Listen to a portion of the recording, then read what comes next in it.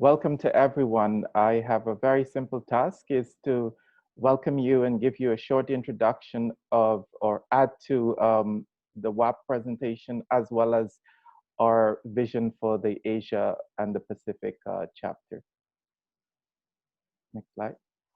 So WAPP is a Geneva-based global independent non-governmental not-for-profit organization, and it was established as an international network and home of PPP units and professionals, spanning corporate, individual, public, and private experts involved in the design and implementation of PPP projects.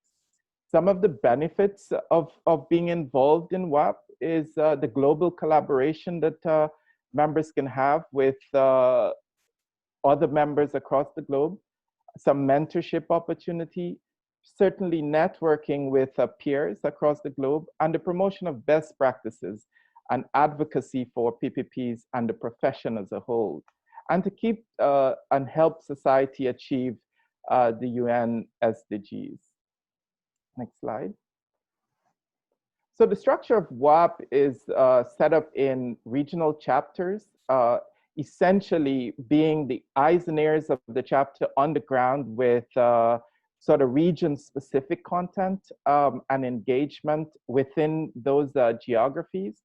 Some sectoral chapters covering healthcare, power, water, transport, etc.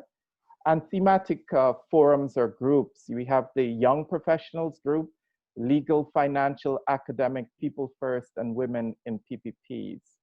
We also have the Council of PPP Unit Heads, covering all of the PPP units across the globe. And that council is growing as we speak exponentially. We also have the Steering Committee, of which I'm a member, that covers a cross-section of all of the chapters and the executive committee of WAPP. Next. So WAPP in Asia and the Pacific is in its infancy. So I'm tasked with the coordination of the chapter in the region. And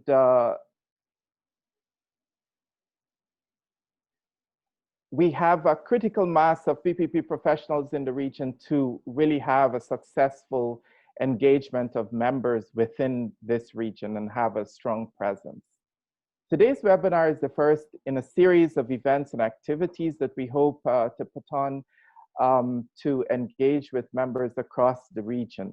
If you wish to get involved, simply reach out to me. And I hope that I hear from many of you on the call. Next. So the webinar theme today is strengthening socially influenced infrastructure to build forward better with PPPs. And it's sort of put it in context is responding to the pandemic is not enough. We have to start thinking strategically and long-term, and certainly looking at resilience of infrastructure as one of the key determinants of how we plan infrastructure going forward. And certainly the application of QII principles, maximization of economic benefits, as well as environmental, social, and governance impacts at the same time, so that everybody benefits in a shared value system. Over to JC to introduce the first speaker, and welcome to all of you. If you're joining from the US, good night. If you're joining from Asia, good morning. Thank you very much. So I have the great pleasure to introduce our first panelist, Ms. Jyoti Bisbey. Jyoti Bisbey leads on infrastructure finance, SDGs, ESG, and PPPs at the World Bank Group, where she works with developing countries on supporting governments, public investment pipelines, and preparing PPP projects. She just returned to the World Bank's PPP group after working in the Macroeconomic Policy and Finance for Development Unit and the United Nations Asia headquarters in Bangkok for 2 years. At the UN, Jyoti was leading the dialogue on SDG 2030 agenda economics and financing issues for Asia, and has authored the UN's flagship report on sustainable recovery, many policy briefs, blogs, papers on infrastructure financing. Recently, Jyoti was interviewed by the CFA Society of India and serves as the associate editor of the Journal of Infrastructure, Policy and Development at the Lee Kuan Yew School of Public Policy, part of the National University of Singapore. Jyoti has won the World Bank's President's Excellence Award, the highest award at the bank, and has led the development and implementation of the PPP certification program, CP3P, which WAPP is a partner of and proud to be so. So WAPP members actually get a discount on the prices for the exams. Her work has focused on a variety of infrastructure investment project phases, from transaction structuring to implementation, and from financing policy to program development, financial viability assessments, and structuring of PPP options. Jyoti, you can get your slide deck ready. Jyoti holds also an MBA from George Washington University and an undergraduate degree in mathematics from St. Stephen's College in Delhi. And with this, I'm going to hand the floor to our first speaker, Jyoti Bisbey. Thank you, Jean-Christophe. I am just beginning to share my screen and making sure that it's everybody can see it and hear me. Thank you so much to WAPP for inviting me and giving me this opportunity to share some of my work, both at the UN and at the World Bank. So this presentation is actually a bit of work from recent past and present. So the topic really is to discuss how to socially influence infrastructure in developing and emerging markets in Asia. I mean, just a little bit of context, developing Asia Pacific is actually the driver of world economic growth, which we have seen so far. However, this has not really translated to the people in general in the society. Although the poverty extreme poverty has reduced, if we take $1.90 as our benchmark, but if we continue to dig further at, if we look at $3.20 or $5.50 per day benchmark, then we actually don't see as much progress. And top 10% continue to actually reap the benefit. And at the same time, what we see in Asia, that this growth is actually driven by a multitude of consumption, which is translating into growing GHG emissions. And at the same time, this region is also facing climate emergency. 97 of the world's top 100 air polluted cities are actually in this region. 5 of the top 10 countries are actually extremely susceptible to climate change.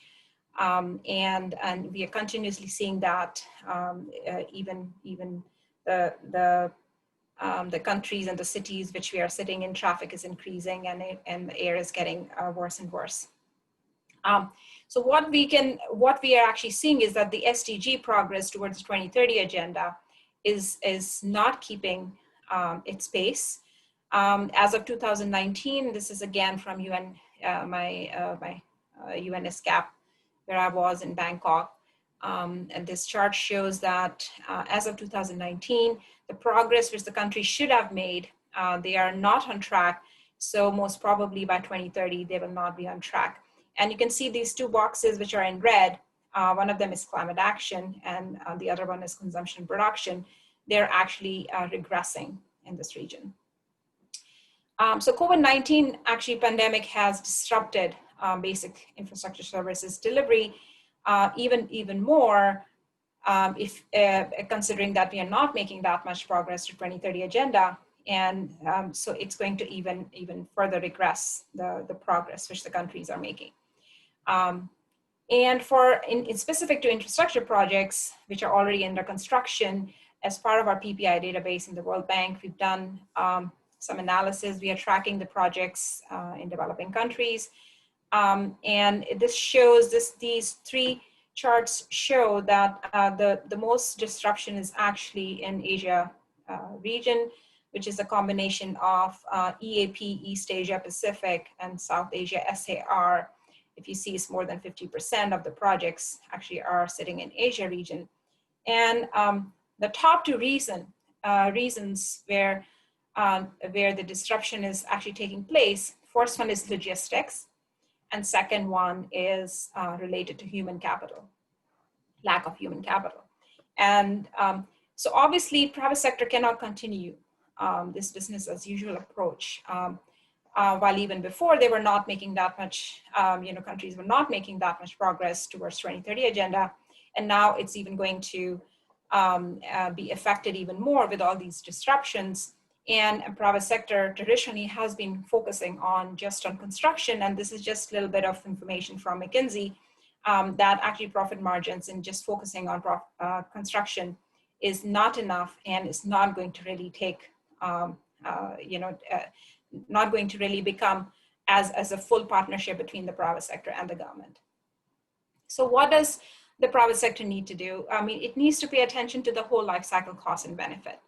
And I think Ricardo mentioned that. And what does that mean? It means that the private sector needs to pay attention to three aspects: environment, social, and governance.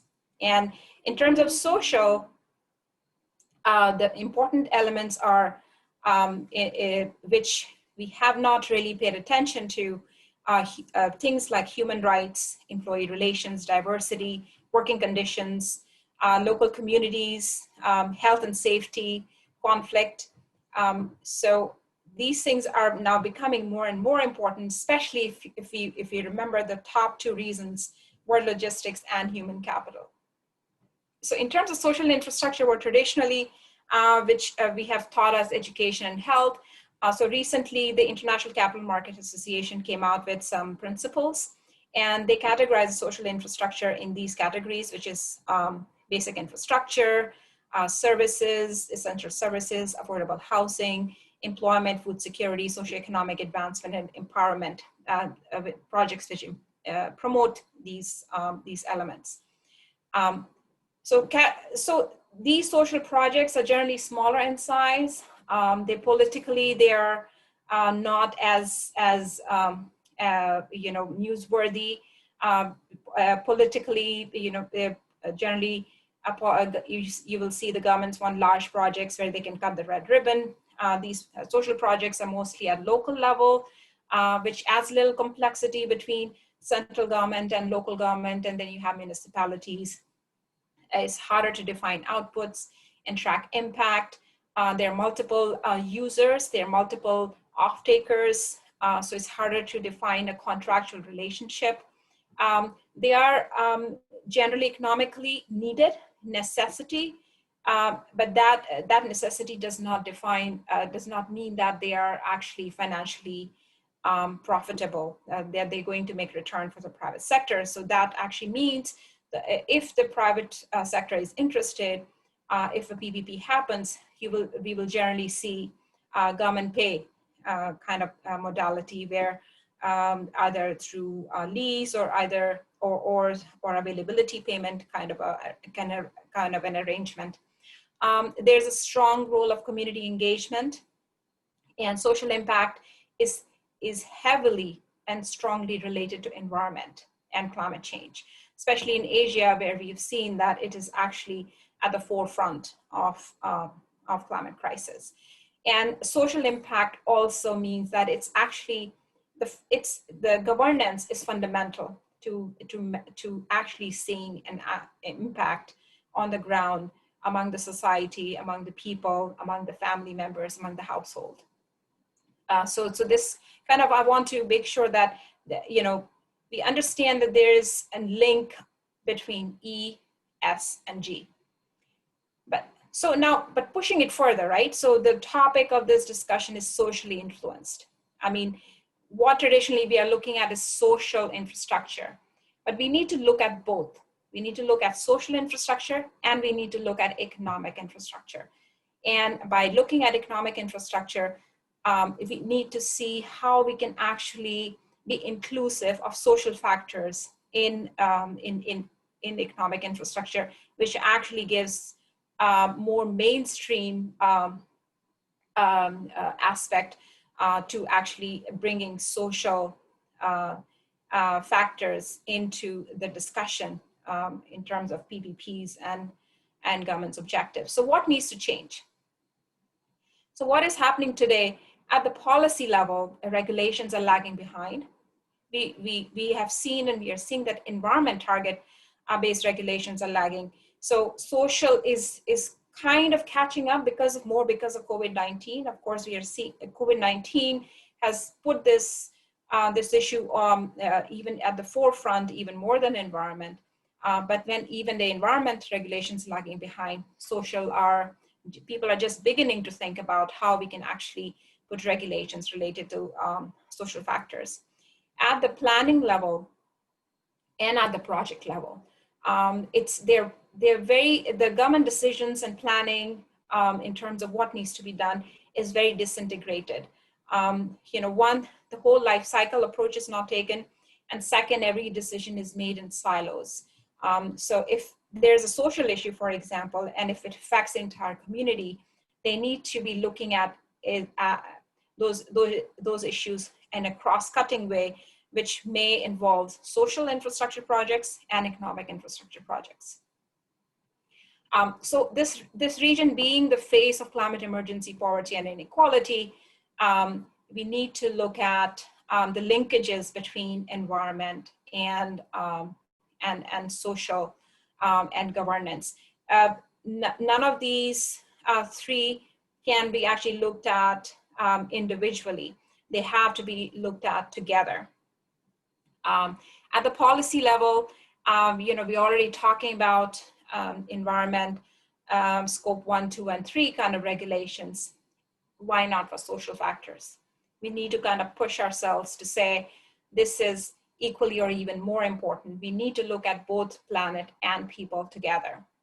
At the planning level, definitely a whole life cycle approach has to be taken. Public investment management, which is the prioritization of these investments are not really reflecting today what is happening today and what is going to happen in the future.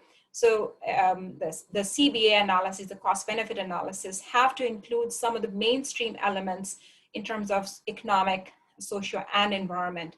And one of the countries which is doing that is New Zealand. And I think we can actually learn from that experience. At the project level, procurement agencies do have options. There's actually Southeast Asia is kind of, and Japan is already kind of looking at sustainable procurement. It used to be called green procurement, but now it's kind of expanded. It's again into ESG, sustainable procurement practices, where the government should be looking at the entire value chain of what it's procuring, and in terms of all the factors being considered, which are GHG emissions, circular economy, and in terms of social KPIs, monitoring the workers, households, waste management. So when PPP is being considered, these things, if they're already kind of ingrained in the design of the project and in the procurement in the bidding packages, the private sector should adjust automatically, what it needs to be. So they need to be responsible to deliver such whole life cycle benefits in terms of environment, social, and economic. So with that, I end my presentation, and over to you, Jean-Christophe. Thank you so much for having taken us along this journey on the linkages between socially influenced aspects that influence the economic decisions of PPPs and all the interdependencies also between these policy decisions. We simply can't continue to work everyone on his or her side. We need to bust those silos and try to think holistically if we want to make successful PPPs that also drive the SDG implementation. Thank you very much for that. Our next speaker is Jan-Willem Middelburg. Jan-Willem is the managing director of Cybiant, based in Kuala Lumpur. He started Cybiant with the mission to make a more sustainable world for the next generation through best practices. He was the first APMG PPP accredited trainer in Asia and delivers PPP courses all over the world. A pioneer and advocate for professionalization in PPP best practices, he is a frequent keynote speaker and moderator at universities and technology conferences around the world. Jan-Willem holds a bachelor's degree in industrial engineering, a master's in supply chain management from the Rotterdam School of Management, and is currently pursuing a second master's degree in computer and information technology at the University of Pennsylvania. With this, I'm happy to give the floor to Jan-Willem for a sparkling presentation. Thank you very much. Thank you so much for the kind introduction, Jean-Christophe, and I would like to thank you for inviting me to be part of this first webinar of the Asia Pacific chapter of WAPPP. I think it's a great development that we are getting WAPPP into this region, because as you mentioned, I've been training ever since 2016 on PPPs throughout the APAC region, and I've seen this huge drive in how do we professionalize the field of PPP from very close by, from the Pacific Islands to countries like Afghanistan. Most jurisdictions are looking at ways to strengthen PPPs to bring more benefits towards society. So what I've chosen to do for my presentation today is that I'm going to be looking at some of the effects of the global pandemic and the social impact that it has, and then specifically towards PPPs that are happening in Asia. And we're going to be looking at that specifically from a framework perspective. And towards the end of my presentation, I will discuss a couple of lessons that we can use to use this disruption that is going on in the world and convert that into something that can strengthen PPPs towards the future. So that's what I'm going to talk about to you in the next couple of minutes. But before I get started, I always like to make kind of an analogy. And I use this a lot in the courses in order to explain what PPPs are all about. And that's the marriage analogy. Because when we are investing in public-private partnerships, no matter whether you're coming from the private sector or from the government point of view, basically what you're going to go for is the word partnerships. And that's the third P in PPPs, and sometimes the P that is most forgotten. Because from my work, I'm always either advising on the private sector side or on the government side. And you very quickly see that there's this silo perspective in terms of what are we aiming to achieve from this PPP. So there's always these two different perspectives. Yet, in the larger scope of things, it's about the partnership element. And if you compare that towards another partnership that almost everybody in their life encounters, is that of a marriage. Because in a marriage, there's also these two parties that will go for this long-term contract with each other. So you're actually kind of physically signing a piece of paper with all kinds of legal implications for the long run. Hopefully, your marriage will last towards the end of the term, but in some cases, it doesn't work out, and can be conflicts along the way, and there's rules and regulations that are in that contract itself. In this case, it's civil law, that will guide that contract throughout its life cycle. And at times, especially if you're married for a very long time, you will always see that there's not going to be agreement on every stage throughout the marriage. And this, if you compare it, is all fairly similar to what a good PPP looks like. Yes, a PPP is based within a contract. And for the people who have been in the legal side of PPPs, it's sometimes literally thousands of pages of contract. But the basis for that contract is partnership. And if there's anything that is disruptive, as the COVID pandemic that is currently going on in the world, then the partnership is either what will save or destroy the partnership in the long run. So what we're trying to do with this partnership element is to align the interests of both parties to make sure that it works out in the long run.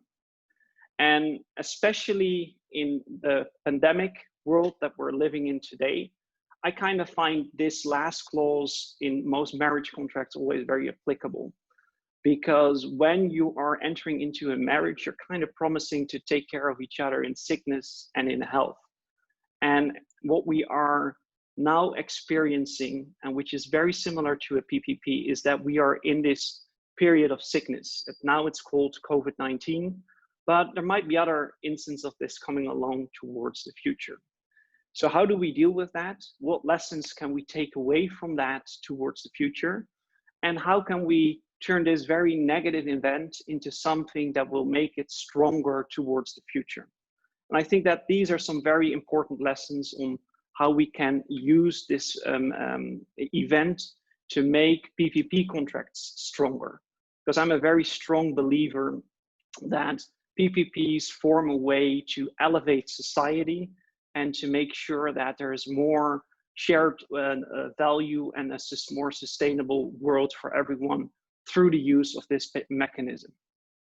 So I think I don't need to explain too much about what the effect of the pandemic is, but I want to kind of point out that if you look at how most PPPs are structured, we see that there is very frequently a financing mechanism in place that is at least partially based on revenues that will be generated either from users who are using infrastructure or from governments that will pay for per unit. So for instance, if we're considering very common types of public-private partnerships like public transport or road infrastructure, we typically see that at least partly these kinds of PPP projects are financed through, for instance, toll, which is very common in road PPPs, or tickets where in public infrastructure. However, as you can see from the pictures on the slides today, this is basically since March what most highways, public transportation, and even football stadia look like. They are completely empty. So you can kind of imagine that this will be an immediate threat to the existence of public-private partnership arrangements, especially on the financial side. And it's true for infrastructure PPPs, but also for more socially engaged PPPs. So prime example here, for instance, is the Singapore Sports Hub in Singapore that I've worked on. And that is an infrastructure project that is also partially financed by concerts, events, and all kinds of different event management aspects that are coming in on a yearly basis. And very similar to the roads, this has been completely empty since March. So you can see that this will put a lot of strain on the public-private partnership because there was this contract in place, as I explained on the previous slide, which is now coming under stress. And we need to find a way in order to deal with that for the long run. And that's crucial in order to make sure that the partnership doesn't fail and that the PPP remains successful over time. So how exactly can we do this? Let me start with saying that in most PPP contracts, if not all, there are already terms and conditions and clauses in place that will safeguard against any kind of adverse event, such as a pandemic, and which are almost basically provide a standardized way of dealing with any negative impact towards the PPP. And typically from what I've seen in practice is that the better prepared and the more time has been spent in preparing a good contract and good feasibility studies, the better any contract is able to deal with these adverse events. So typically speaking, if you have a PPP contract in place, there are three major ways in which you could deal with these types of adverse events when they occur. So this is also something that most PPPs that are currently dealing with this pandemic have invoked or have started to invoke to deal with to mitigate some of these risks. First of all, there's these customary relief mechanisms, which will typically buy the private sector time, meaning that we can look at an extension of the contract duration, or we could provide or relieve the private sector of particular payments or commitments that they would need to make over time. This is typically something that we've seen that has been invoked in the first couple of months of the pandemic. So think about March, April, May of this year. We typically saw that the traditional relief mechanisms were either invoked from either side. If that's not enough, and we're now into this phase where I think most relief mechanisms have kind of expired or are not feasible anymore, there's a second major group of clauses, which are the customary compensation events. And that doesn't just buy you time, it provides additional finance to the projects.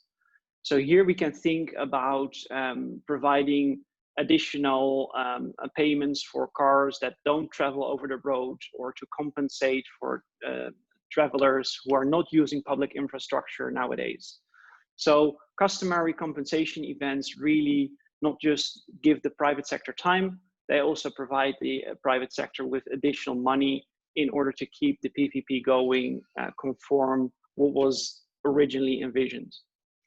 And then the last and major category of clauses, and I also think the most debatable one, or the one that is causing most problems nowadays, is the invocation of a force majeure. And that kind of raises the question whether we could look at the pandemic on as a force majeure, and what the impact of that would be.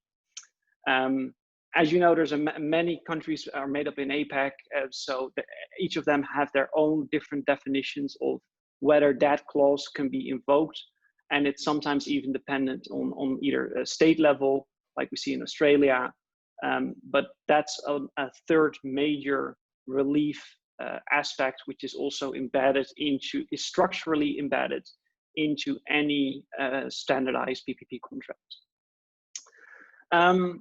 So besides those, there are also the ways in which the private sector and the government can come together on a more voluntary basis to look for solutions to still make sure that this PPP is financially viable. And here we have seen some very good examples in the region of things like pandemic grants, which are specific relief mechanisms that are only have been set up from a pandemic point of view. We can think about shadow tool or shadow payments in order to keep the infrastructure going, which is what we see a lot in public transportation, or any other form of guarantees or contractual relief, which will make sure that the PPP continues as originally envisioned. And this is kind of getting towards the third P that I mentioned all the way in the beginning. Even though we are always in a situation where there is a contract in place, and let me be the first to say that that is very good, because that's the basis of closing this partnership. Even if the contract does not allow for this kind of relief, the P in public-private partnership does, because in the end, it is going to be a partnership. And that partnership only works out if we can find a way, just like in a marriage, where we can make it work no matter what the conditions are. And I think that this element is sometimes underestimated, and something that we can build upon towards the future to make sure that that is more structurally embedded into any public-private partnership. So how exactly can we do that? Well, I'm always a very strong believer in the fact that PPPs start with a very good framework. And on this next slide, you see a conceptual model that we kind of use a lot in our work in order to explain how all of the different elements of PPPs all work together. So there's the strategy side, the governance side that Jyoti already mentioned, the execution process side, but more importantly, from this point of view in the presentation, the framework side. And the framework kind of outlines what are the rules and expectations and all of the combined set of documentations upon which we base our public-private partnership. And I think that the adverse situations and the unique situation that we are in today can provide us with some very important lessons, which we can subsequently embed within the PPP framework. And if we take those lessons and embed it in the framework for next or upcoming PPPs, I'm a very strong believer that we can make PPPs stronger overall and more focused towards the partnership point of view, which is the most important element into a PPP. So how exactly can we do this? So there's a couple of kind of key aspects that I think will help both the private sector and the public sector to put this into the framework itself. And it's all starts with realization. And realization kind of grows over time. That's the beauty of it, is that we need to kind of realize that these kinds of events do not suddenly appear or disappear. I think that when this whole event started in March, April, that people still were pretty optimistic that it might have disappeared by now. But as we all know, that is definitely not the case. And we might even say that it's getting worse at this time. So it all starts with the realization that this pandemic is suddenly, definitely not going to suddenly disappear, but also the realization that this is something that we need to prepare for towards the future in order to make sure that if a next or similar event does occur, that we're better prepared to do that. So the question then raises, of course, well, how do we do that? And on the last elements of this slide, you see a couple of recommendations or aspects which can be included within the framework and that can help make PPPs become stronger over time. The first one is that we need to kind of review and adopt and adapt our current contracts and maybe think about a specific way to embed a specific pandemic relief overview within our contractual agreements and within the framework itself. Until now, and I've seen a lot of PPP contracts in my life, pandemic situations were not something that were specifically stated in most contracts. And that's also where a lot of the confusion nowadays comes from.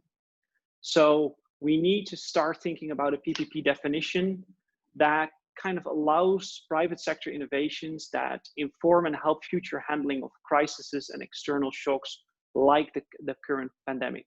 This will really greatly help to move it forward and to have a more consensus on what to do in a similar situation towards the future. We will also need to look at more solid public investment planning that can strengthen rules for fiscal treatment of PPPs to kind of deal with these emergency situations. So you now see that a lot of the relief money comes from specific funds or unique funds that have been made available to kind of save these structures. But we need to review how we can do this in a more structured and a more strengthened way to deal with any kinds of these emergency situations towards the future. More importantly, I think that in especially the project preparation stage, which kind of, in my opinion, determines a large amount of the success of the PPP in next stages, in project preparation, we need to account for large-scale disruptions, and we need to kind of factor that into feasibility studies. So in preparation, we're already conducting a lot of feasibility assessments, feasibility studies, the consideration of risk, but specifically for pandemics and these kinds of situations, we kind of need to start modeling what will be the financial consequences of these kinds of events happening. And then last but not least, we need to start including this into procurement processes and metrics so that we can contribute to greater resilience of the PPP projects and measures. And that's kind of what I think is the key word in this whole aspect, is how do we build more resilient public-private partnerships towards the future, and how can we do this in a structured way?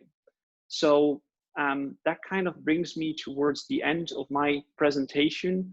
where I think that we should look at how we can make PPPs more resilient by including that within the PPP frameworks and the framework rules and regulations. And if we all do that, we can make sure that PPPs become stronger towards the future. And we can also make sure that the partnership element, which is the last P of PPP, becomes the strongest. And therefore we can kind of work together to make sure that the contract stays intact. Thank you so much for the presentation, giving me the opportunity to present today. Oh, back over to you, Jean-Christophe. Thank you very much, Jan-Willem, for having highlighted the complexities of long-term relationships. I had never seen an assimilation so far with marriage and everything that may happen during such a long period of a long-term relationship. It's definitely an interesting one. Good. So I would like to remind the participants that you're very welcome to ask your questions in the Q&A box at any time. We'll answer that en bloc at the end of the substantive part of the respective presentations, but feel free, if you have something on your mind, to put it in the questions and answers box that is provided at the bottom of your screen. Our next speaker is Mr. Jan-Willem. Jan is the head of the Philippines for ISLE Utilities, a global consultancy for environmental technology and innovation spanning Asia Pacific, Europe, Africa, and the Americas. Prior to joining ISLE, Jan spent 10 years developing water and wastewater infrastructure PPPs and M&As in the Philippines and Vietnam. In the Philippines, Jan led the evaluation, trial, and uptake of technologies by PPP companies, including satellite analytics for catchment management, innovative treatment, and real-time water quality monitoring. Jan is a prolific contributor to the International Water Association and was appointed as the youngest conference president of the IWA Efficient Urban Water Management Conference Series in 2019. He also co-founded the Philippine Young Waters Professionals. And with this, we're very curious to hear what Jan has to share with us on technology and innovation to build forward better in the water sector. Thank you, Jean-Christophe. And I'd like to shift gears at this part of the webinar to talk about technology and innovation. And what are the practical ways that we can build forward out of a post-pandemic, in a post-pandemic world? And what are the implications to water PPPs? I'd like to preface this presentation by pointing out that there really are priority areas for water PPPs in the coming months and in the coming years to recover from the pandemic. The first one is financial recovery, because the COVID-19 pandemic really hit many of the utilities badly in terms of revenues. And there is yet uncertainty in how they could recuperate and mitigate those losses. Second, there will be, as there always has been, but there will be renewed focus on expanding water and sanitation services, particularly to the vulnerable and marginalized communities who have been hardest hit by the pandemic. And finally, the next priority area is boosting resilience, because as the previous speakers have mentioned, we don't know what the future has in store for us, and under circumstances of deep uncertainty, we should always be prepared about what's going to be in the future. I'd like to point out that these areas of priority are common to all water sector providers, not just PPPs. But I argue that the pressures on PPPs may be more significant in the short term. Firstly, because they have contractual obligations that they have to comply with. Second, because of financing constraints, because unlike their government counterparts, the water PPPs have limited, sometimes no recourse to public funds. And finally, because water PPPs are expected to innovate. That's the reason why we entered into PPP arrangements to begin with, because the private sector and the partnership is expected to provide innovation and technology. I'd like to discuss with you three particular technology areas. And the first of them is digitalization. So digitalization, as we all know, has the potential to enhance operational efficiency and resilience in the long run. And most utilities have an ambition to be smart utilities. But the truth of the matter is they vary in their ability to adopt digital technologies. It's useful to think of digital transformation really as a journey of 3 levels. The first and foundation of this transformation really is data management, the ability to collect, store, and present data. And many, if not most, utilities currently have that capability now in terms of SCADA systems or geographic information systems and business intelligence platforms. The second level or second tier of digital transformation is decision support, the ability to use all of the information and data that you collect to provide actionable insights and recommendations. So this is where your data analytics technologies and AI come in.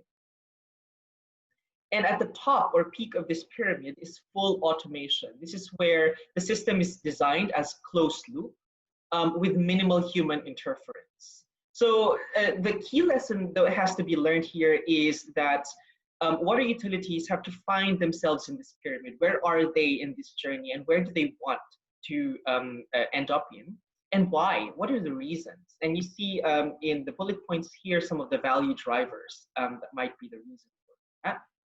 The example I'd like to discuss is water quality monitoring. So at the very bottom, you see water quality sensors helping utilities capture data, understand what water quality events are. On the second tier, this data can help them optimize treatment and dosing, but there's still a human interference. And at the full automation level, the treatment plants have independent control with very minimal human intervention. So when water PPPs aim to be smarter, the first questions they want to ask is, what are the outcomes we want to reach, and how can we be better at making those decisions? I'd like to move on to the second technology and innovation area, which is decentralization.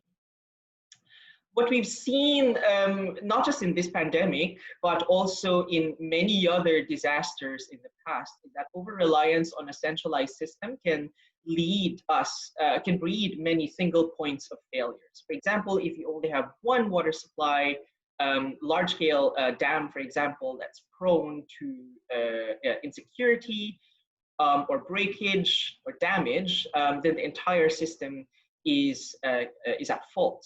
The same is true for centralized water systems in urban areas. And that's certainly an example, it's certainly an experience that Metro Manila is having to deal with, because about 96% of our water supply is sourced from a single dam and water source.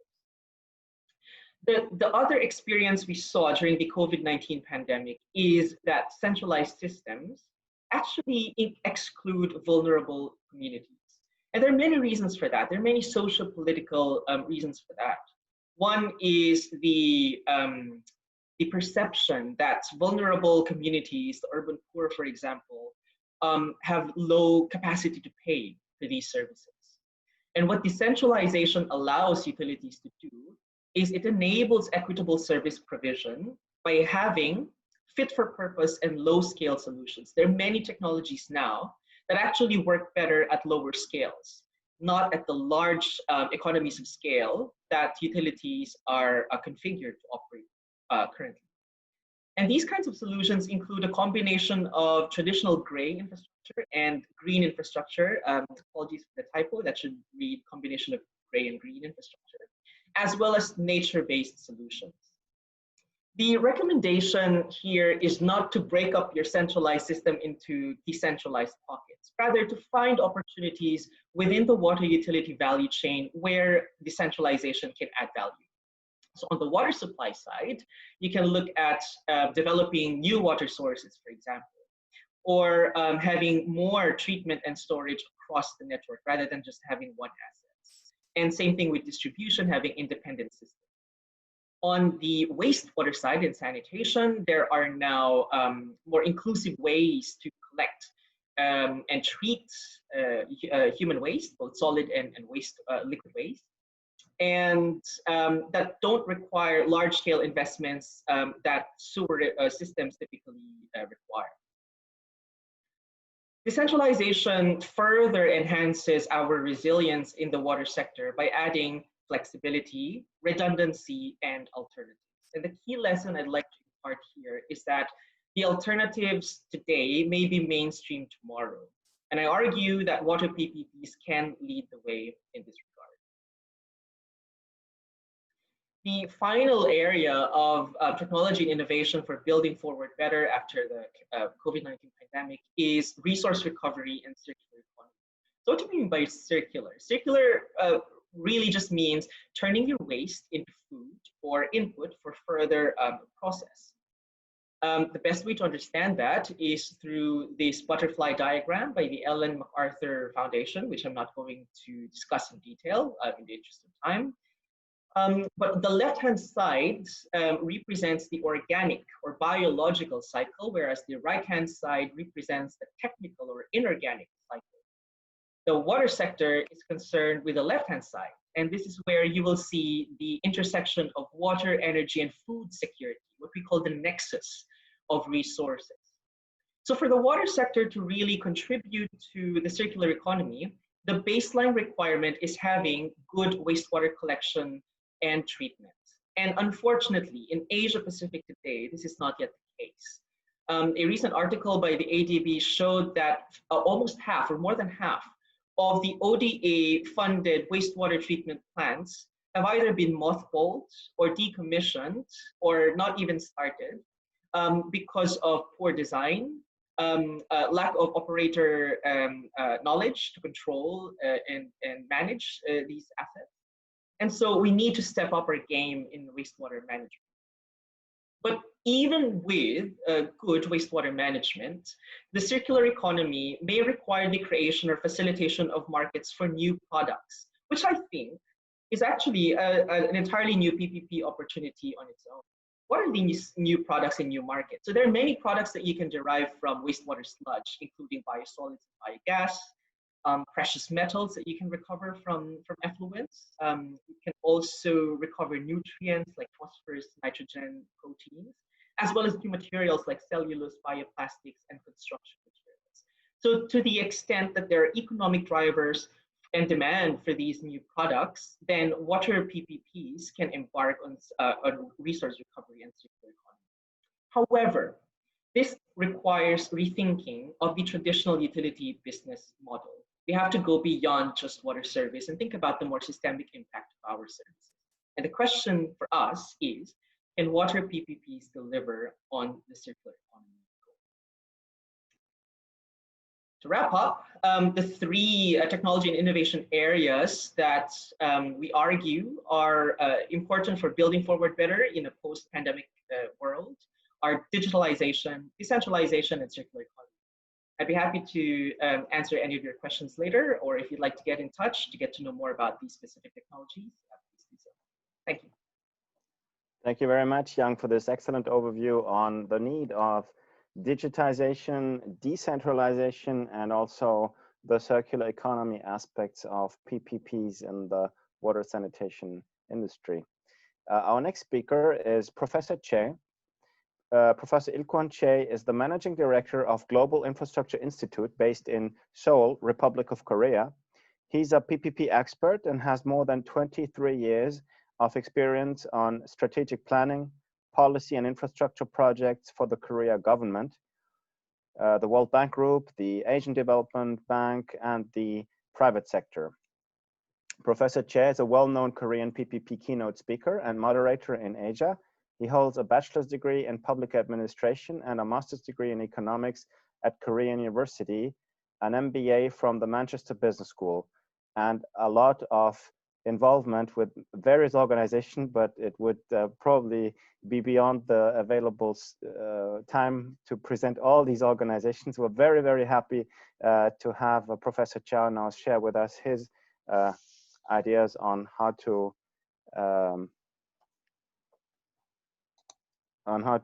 improve and strengthen socially influenced infrastructure and building forward better with PPPs. Ilkwon, are you able to activate your screen share? Okay. Yes. Would you speak on to my okay?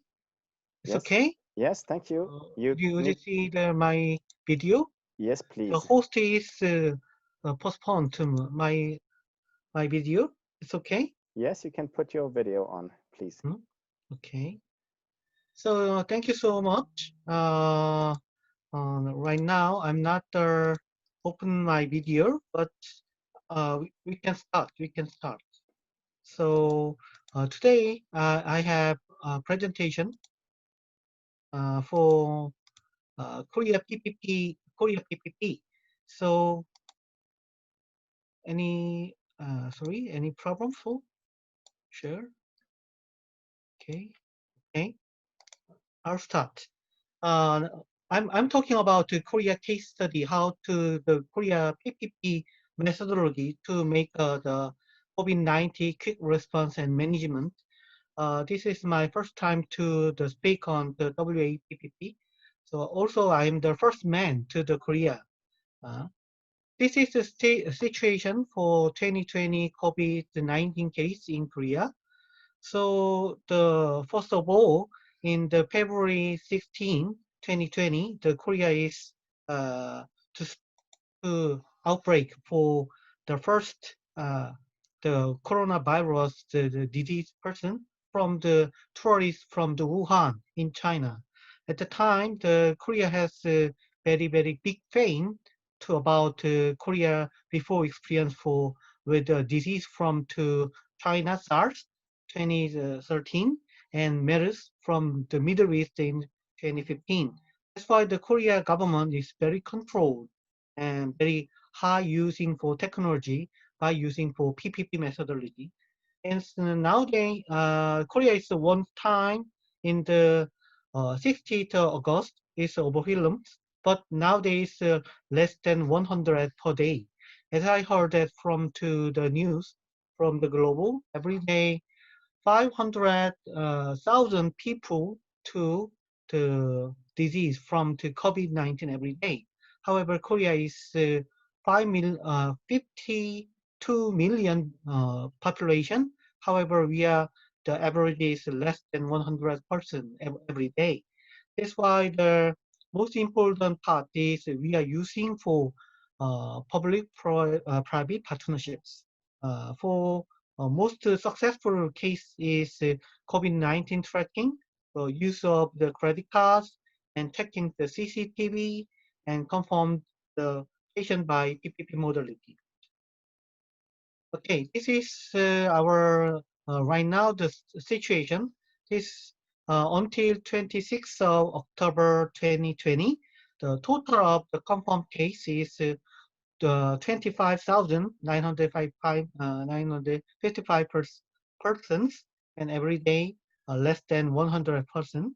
And test performance is 2.5 million cases, almost 1% is positive rating.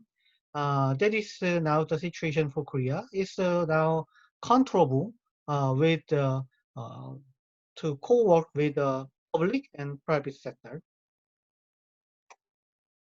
Okay, how to enable the PPP? So we have already mentioned earlier. So we are outbreak the SARS in 2013 and the MERS, the Middle East Respiratory Syndrome in 2015. That is very, very severe, the long doing and not good economy situation. That's why the Korea Center for Disease Control and prevention, we call KCDC.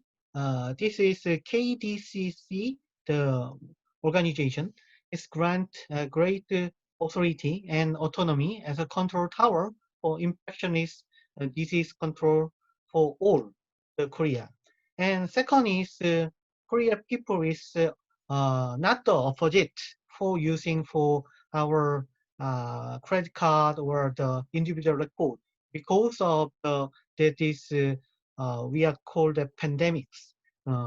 So Korea government and Korea National Assembly passed the law, the amendment for promote PPP medical partnerships, authorize the emergency use of testing kits and treatment, and enables the health authority.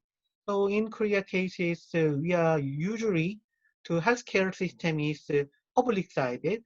However, we are open to accept for privatization for the other gadgets.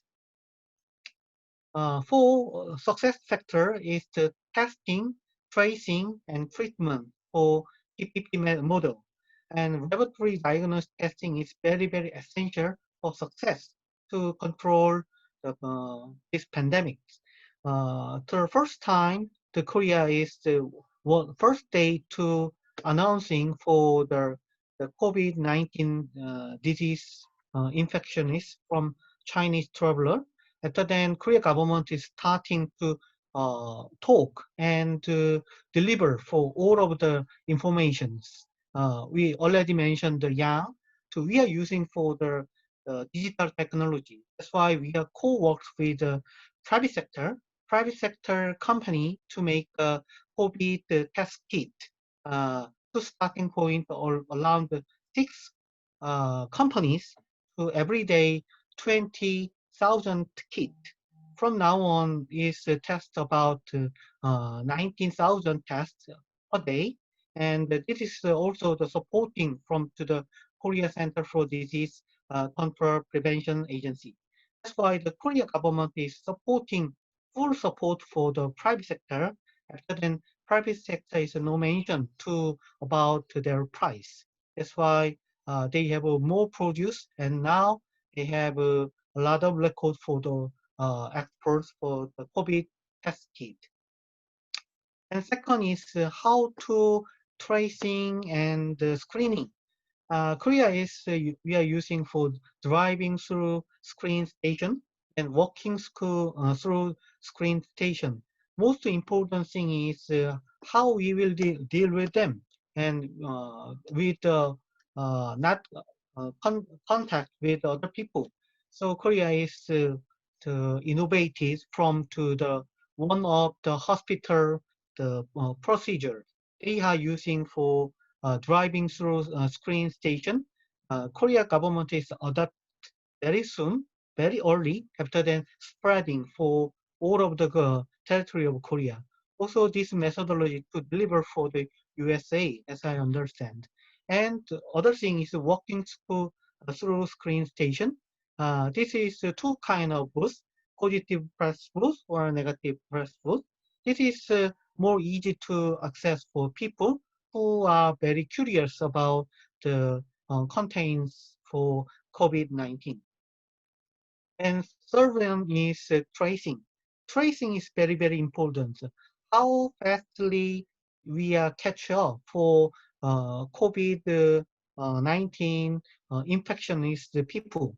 So if we using for this tracing, we are using for data collection, and then we are using for big data and AI.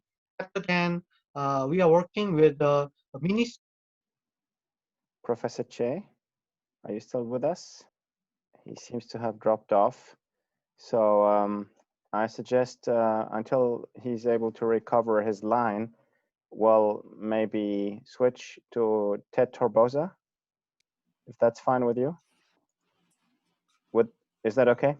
So let me introduce Dr. Herbosa. Dr. Ted Herbosa was the Health Undersecretary of the Philippines from 2010 to 2015. He headed the Health Department Center for PPPs in Health that implemented the modernization of public hospitals through public-private partnerships. He led the National E-Health Strategic Framework and the Plan of the Philippines. He has conducted several PPP training seminars for hospital directors, and he served as a facilitator in numerous PPP training programs in different Asian countries with the Asian Network for Health Systems Strengthening and the World Bank. He's currently a special advisor to the Philippines National Task Force against COVID-19. He's a professor of emergency medicine and trauma surgery at the University of the Philippines. Since 2017, he has been the executive vice president of the University of the Philippines system. And it's a great pleasure to have somebody who's directly involved with the fight against the pandemic share his insights with us this morning. Thank you very much, Ted. Thank you very much, Jan-Christophe, and thank you very much also to the World Association of PPP Units and PPP Professionals, and be able to share our experiences. And I've chosen to share our experience in the health sector and the higher education sector, which are two of the social infrastructures that PPP should address to actually help out development. The country is not new. The Philippines is not new in the development of public-private partnerships, but for social infrastructure, we've had some struggles, and we've had successful tollways. In the early 90s, our Build, Operate, Transfer law, or our PPP law, was actually enacted and was able to be used for supplying more energy to the rest of the country. We now run several trains, commuter trains, that were run on public-private partnership models. You heard the water models, which were started by our big corporations to assist in the distribution of the water. Just the past administration implemented the education gap in classrooms for basic education, and several private companies were asked to build the gap of classrooms for the large population in remote areas, which actually was a very successful one that closed the gap. Just last year, we hosted the Southeast Asian Games, which is a huge event of the Southeast Asian region. And we hurriedly built up a sports center in the old Clark Air Base of the Americans, and it was done through a public-private partnership. What is interesting is that the dormitories here had been used for our returning overseas Filipinos that needed quarantine prior to being allowed to go back to their home communities during the time of COVID. So it's been repurposed. And right now we also have our professional basketball league working in a bubble, televised without audiences, but without physical audiences, but actually being able to continue through what we call a sports bubble. Then we have about 5 airports that are now being delivered. Some are already finished, and a few are also being delivered. In higher education, our national university was the first to actually implement a techno hub.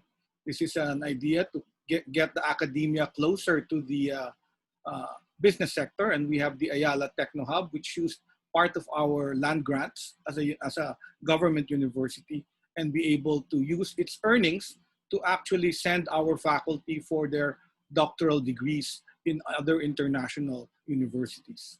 This was followed by another area where the high school was located, wherein our private sector built our new high school, but in the actual place, they built a mall, and a huge mall at that catered to that community. The earnings of both these projects continue for faculty development and research grants to the university. Of course, we use PPP models in increasing the capacity of dormitories, and also our alumni center, which is a huge building that is out and rented for multi-purpose events. In the health sector, during my term as undersecretary, the Philippines was noted for its concept of public-private partnerships in the conduct of creating many dialysis centers. The disease burden for kidney disease, chronic disease was very high. So instead of the government spending for the infrastructure and the equipment, a model was done together with the companies that make the dialysis machines. Today, this model is widespread all over the country and is used in even remote areas as a model wherein the government provides the area or the building, and the private sector provides the machines and the personnel to provide dialysis. We also follow this up with several diagnostic and cancer centers, of which the largest one is a cyclotron facility with the positron emission scanning, which was able to provide the nucleotides for several other private hospitals to acquire PET scanning. As a unit, our PPP center in the Department of Health was able to write and study 18 of the biggest hospitals that were prime for public-private partnerships. 72 public hospitals are the total number that were run, And of those 18, I think about 5 or 8 were funded for infrastructure. And most of those infrastructure has been finished. And although when that time came, there was economic boom in the Philippines, so the government decided to buy its own equipment. But now with the economic lag after the pandemic and the need to build up infrastructure, I think those facilities have become useful and have been repurposed for infectious disease and isolation facilities.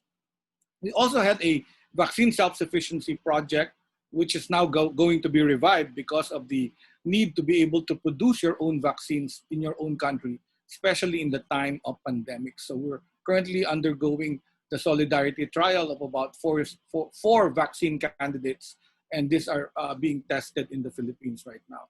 So the strength of the health sector in the Philippines is that we have a single payer for the health services, and it's called the Philippine Health Insurance Corporation, which is a national health insurance that provides coverage for all Filipinos. And the funding of the poor comes from sin taxes of tobacco and alcohol. We've also established in the early 2012, 2011, our own government central PPP center, which is housed under the National Economic and Development Authority. And they continue to assist government agencies and private sector in doing feasibility studies, transaction advising, bidding, etc., and then delivery of projects. More recently, last year, we passed the Universal Healthcare Law, which implements a program or a framework wherein we have to provide primary and tertiary healthcare to all 110 Filipinos in the Philippines. And this, a part of it is really a clause that talks about the use of the private sector in terms of being able to deliver quickly all these services.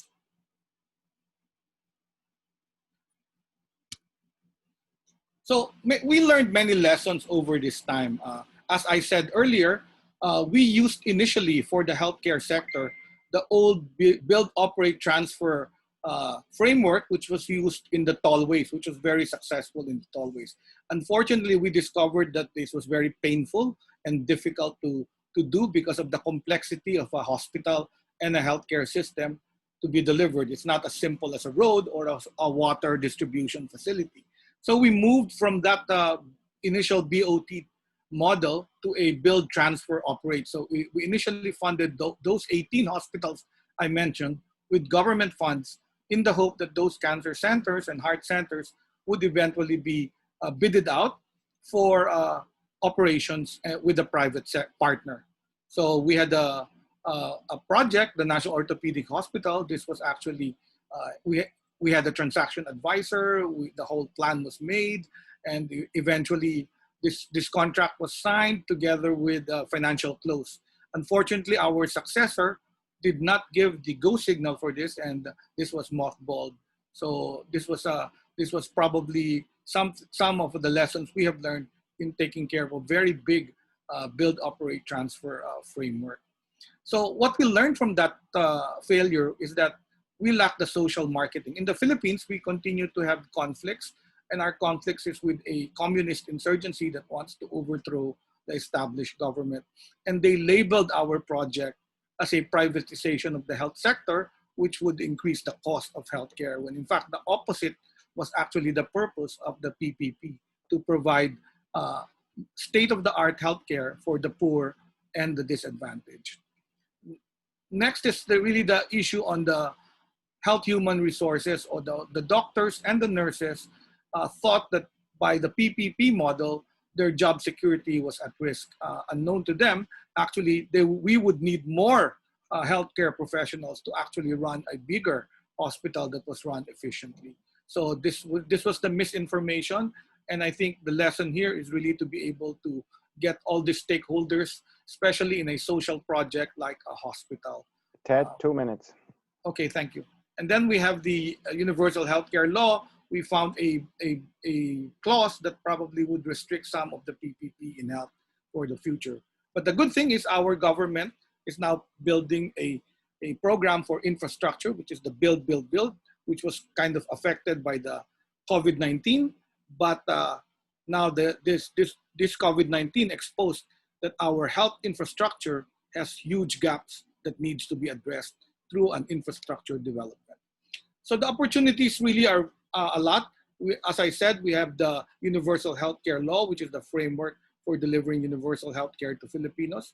The COVID-19 pandemic is both a crisis and opportunity, showing our government officials that there is need to improve health infrastructure. And then we are now working on a law that will look at a regionalized healthcare system, which will strengthen healthcare regions and be able to develop an apex hospital in a hub and spokes model. And of course, the financing model, you heard Yang talk about digital transformation.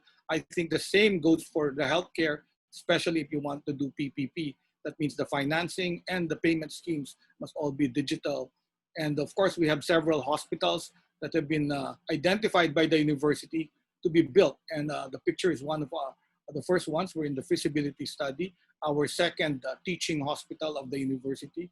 And in the old hospital, we plan to build a PPP cancer center. And in the New Clark City, where we have a land grant, we're building a clinical research hospital.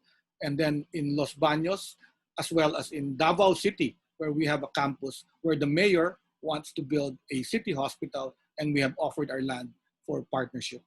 So right now we have a very good approval rating of the president, and we do hope that all these infrastructure projects will be implemented.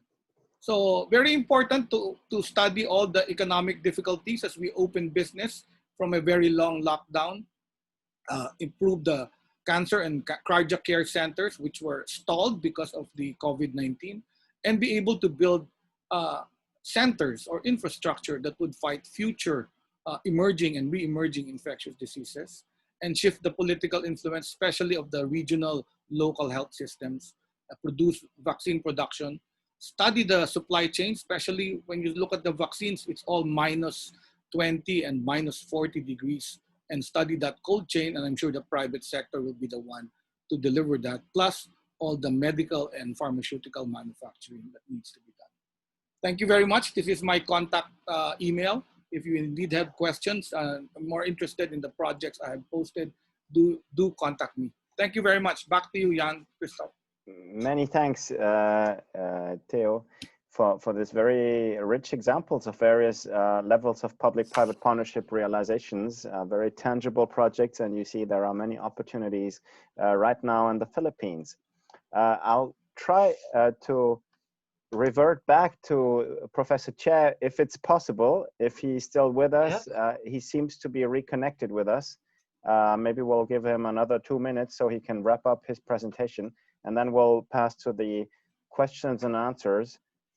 Please make use of it, guide us, and Professor Chae, you can go. First, okay, sure. Sorry, too late. I have a wrap up about 2 minutes. Please. 2 minutes, Anyway, please.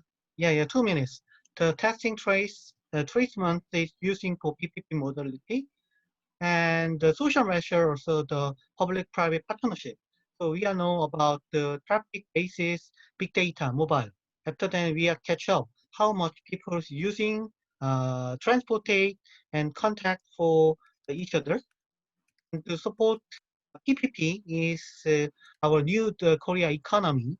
For we are focusing to the post-COVID-19 area, Digital Green New Deal project for 137.5 billion USD dollars, and Digital Green New Deal policy, offshore wind and hydro car and the electric car and so on. After that, we are all focusing to R&D, innovation,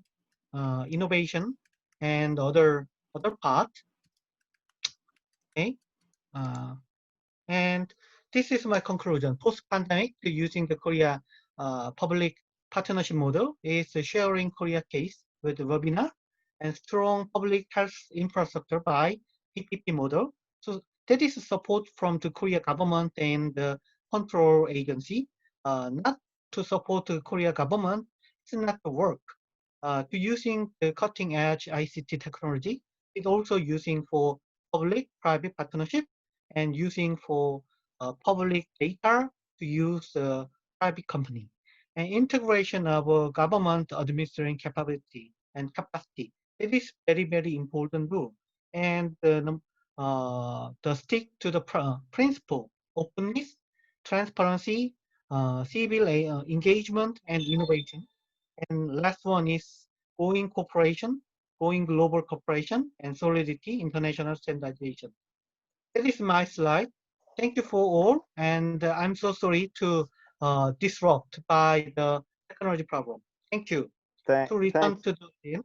Thank you so much, Professor Chae. It was very interesting to see how these tech solutions can be used to try to control the outbreak of the C-19 pandemic.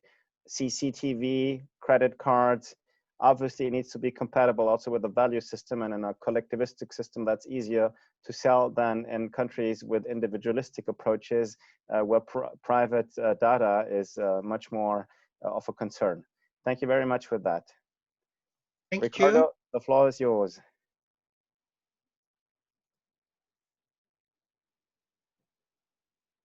Ricardo?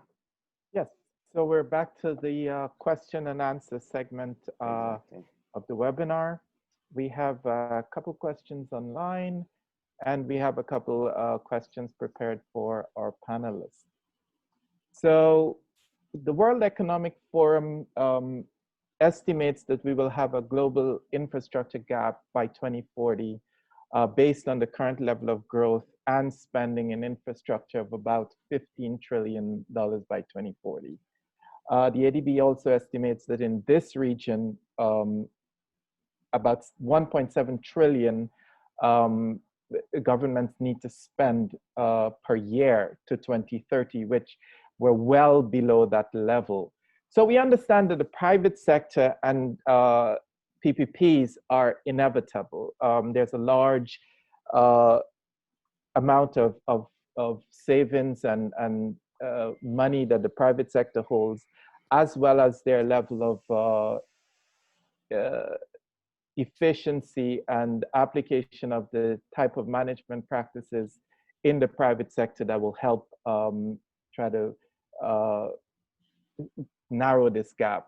So how can we really get the public, I know Dr. Ted Herbosa touched this a bit, but how can we really get the public involved and other stakeholders in really buying into the concept of PPPs for the future?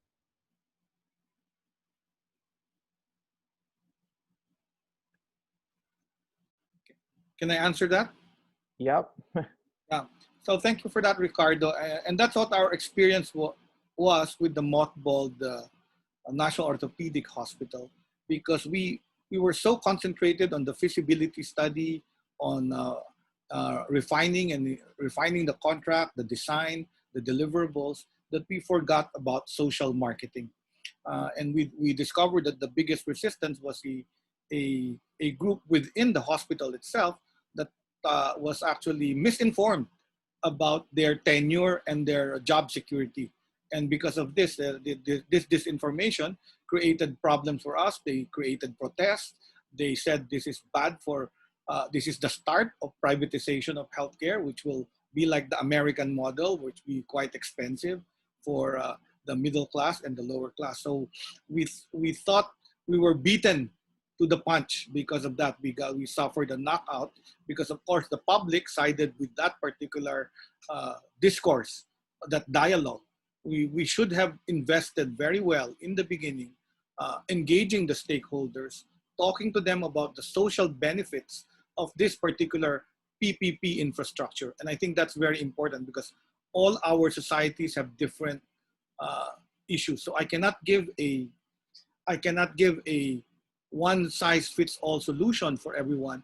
It must be addressed to what are the needs or the situation in that particular society where that social infrastructure is being implemented. Thank you, Ricardo.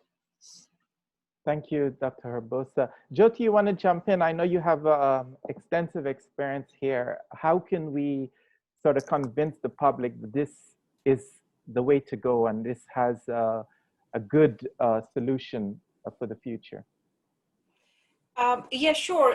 And thanks for this question. I think really, and I think this is where I really appreciate that I got to experience working at the UN, working in the World Bank and then at the UN. And it's really important to see everybody's perspective on how things are supported through the private sector, through multilateral organizations, and through governments. And I think if we are just looking at infrastructure, it's not really going to give us the boost which we need to. We can categorize this as building back better. We can call it a green recovery, or we can call it achieving the 2030 agenda. And I think this is where we need to push for an integrated approach.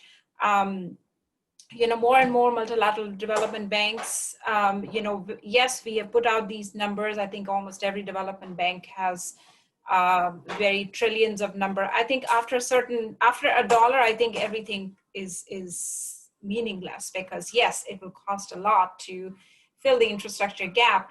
But again, infrastructure is foundation to, we need to see infrastructure as a foundation to achieve the 2030 agenda. So that integrated approach needs to start at the policy level. How these public investment projects or these decisions are made. And if they are not done the right way, then the private sector is not going to be able to find the value they need in the downstream. Reality of Asia is it's a very state-owned entity-driven society. Most of the infrastructure and most of the projects are going to be public financed. So the value addition of private sector may not come very directly in terms of PPP, but we need to really think of this more as a private sector participation and how we can actually leverage where the private sector, I think the example of decentralization, digitalization, and circular economy were great. And I think these are the pockets of value drivers which we need to look at. Sure, thank you. I absolutely love the integrated approach and sort of making sure that it's built into some sort of forward-looking agenda that people can buy into and see where this is leading to. So I think that's a great contribution. Anybody else on the panel would like to chip in? Sure, Professor Chae. Okay, so in my cases, Korea is also the very successful social PPP. Social PPP means education and healthcare and the depends on etc. Also, most important thing is what is needs for the people, what is needs for local people. That's why already mentioned for Jyoti and Jan, the social infrastructure is very relatively small and to the hard infrastructure. That's why we need for the participation and engagement of civil society and the local government. But the local government don't like the PPP. That's why the Korea PPP Center, we call the KDI PMAC, huge the technical and the education program for local government and local citizens. There is a kind of program for our CP3P programs. During the 10 years, Korea, the KDI PMAC, they were educated for civil local government organization and then civil society. After then they accept for how much value for local product and the local PPP, especially the social infrastructure. That is one of the success stories for Korea. And nowadays that is ongoing by the pandemic area. That's why to working harder and then participation earlier to with a main stakeholder, that is a success factor for the social PPP and make a value for the private sector. Thank you. Welcome. Fantastic. And it's important to have that bottom-up approach, starting with the needs and then integrating all of the other elements and stakeholders in the process. Yang, you wanted to make a contribution? Yes, very quickly, because the experience in the Philippine water sector is that PPPs have really taken off just in the last less than 10 years. And it's been quite a surprise actually how open many of the water districts have been. And there are various reasons for that. Firstly is because as Jyoti has mentioned, the perception of many in local communities that the current way of providing water services are severely lacking. So there is already some social clamor. With respect to the concerns of employees, I completely agree with Ted's observation that you really have to engage with the employee. In my experience developing these PPP projects in the water sector, they are actually the first to interests to really be considered in the design process. You have to understand the organization of your public partner. Who are those who are in favor right off the bat, and who are those who are sitting on the fence, and who are those who are not? And you have to understand why. And as much as possible, work with them to bring their interests into the PPP design process. This means that investors and private sector have to be flexible with how they're coming in with project design, not coming in with a template, so that that flexibility is seen as acceptable for them. Thank you, Jan. I know we're running against time. We're just gonna be a couple more minutes. I'm gonna combine a question online from Julie Chua with one that I have. The pandemic has basically sort of changed the priority for socially influenced PPP projects. And Julie wants to know, how can it be costed, sort of the impacts of pandemic-like occurrence to PPP projects, and who pays for it? So that's sort of a combination of things, sort of prioritization. If we have a future event, how can it be costed and how can it be paid for? Jan, you want to take that one? I think you touched on it during your presentation.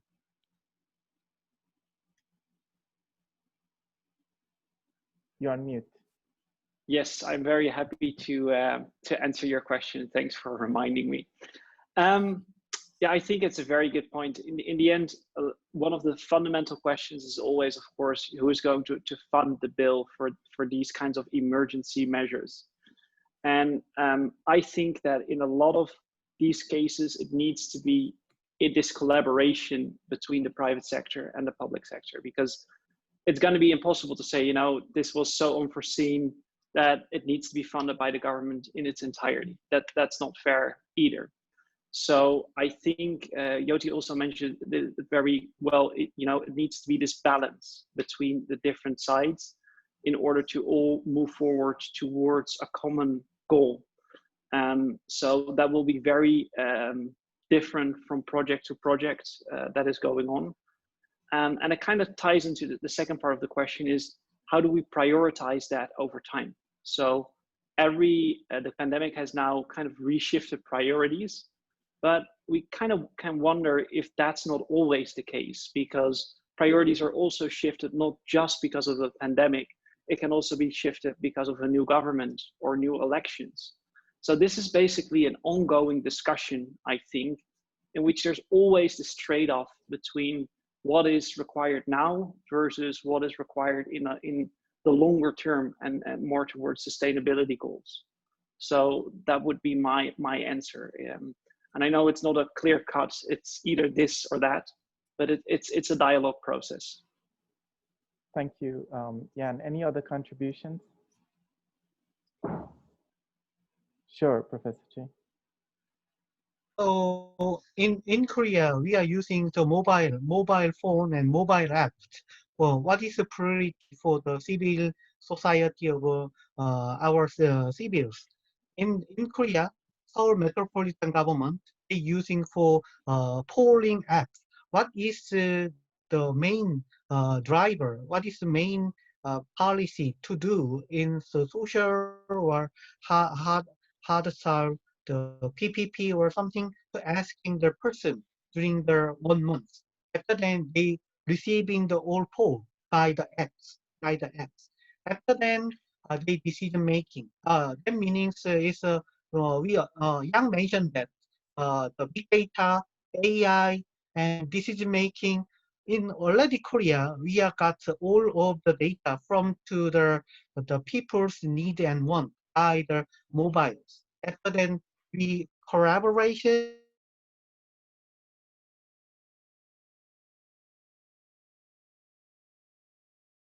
one thing is more than in the we have listened to unsolicited proposal from to the civil society or the private sector.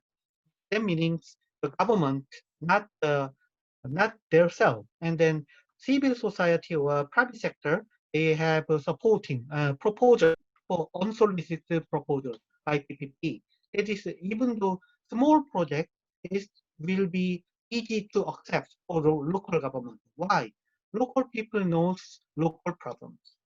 Thank you. Ricardo, if I can come in as well. Sure. Okay, so I think in terms of Julie's question, who pays for the cost, right? And I want to remind the participants the slide where there was some data from PPI database of the World Bank. What is the reason the infrastructure projects are being disrupted? At the end of the day, it is really a contractual relationship between the public and the private. And that contract has to stipulate what exactly is the role and what is the obligation of each of these parties. And if something happens in a project, first question is going to be asked, what is the reason disruption happened? Right? So the first, if you recall, the first, actually the highest number was the logistics of it. The supply chains are broken, which is normally a commercial risk and is actually borne by the private party, by the concessionaire, by the private operator. The second one was human capital. Again, it is a commercial risk in a regular contract, in a regular time of any kind of event, is borne by the concessionaire. So, if you have to kind of look at what kind of disruption happened and kind of break it down. And that's what the government is going to do, because every government is in that situation at this point, especially developing economies. They're going to they are taking a hit. And then if there are a lot of projects similar, and actually we had a session, Jean-Christophe attended that one on Sunday, each of the risk, it's not just force majeure, which is going to be impacted by the pandemic. You have your revenue risk is going to be impacted. You have, every possible, the entire PPP risk matrix is impacted in different ways. And you have your intercreditor agreements, which are going to be impacted. So there are a lot of things which the central government or the federal government can actually say that, yes, over as an envelope or as a blanket, this kind of a loss or this kind of an event should be covered, or we are going to cover it.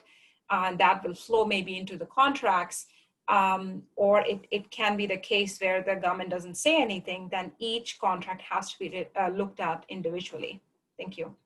Thank you, Jyoti. And in the interest of time, I know we're now at 11:45 thereabouts, so I think we'll call it close. I want to thank all the participants for investing this time with us today. If you want to learn more about WAPP and the Asia Pacific chapter, just join us online. You can ask your questions there. I want to thank our esteemed panelists. You will agree with me that their contribution, I think, was perfectly suited for the theme today. And I particularly enjoyed the discourse that we had here today. I don't think this is the end of the conversation, because this is not going away. So that this conversation continues both in WAPP as well as around the region and at board tables around the world. So I thank you very much to the panel and to WAPP for hosting us with the presentation today, and to our attendees for the time that you've invested with us. Thank you, everyone. Thank you. Thank you so much. Thank you, everyone. Thanks all. Thank Keep you. safe. Thank you very much. Keep safe, everyone. Thanks a lot to all the great panelists and to the audience who patiently was bearing with this webinar that is stretching across various continents and time zones. But I'm very happy with the high quality discussion that we've had this morning. It was very enjoyable. And if you would like to stay posted on the latest developments in public-private partnerships, please follow WAPP's LinkedIn, the Twitter, and the YouTube channel, where we'll try to post the video as soon as we can. And also we'll maybe come up with a solution paper in the WAPP blog that we then will publish on the PPP Times. If you want to stay proactively involved with the public-private partnership professionals community, consider joining the WAPP family. We're very happy if you want to be part of it. And with this, thank you very much for your time, for having been with us. Bye-bye. Bye.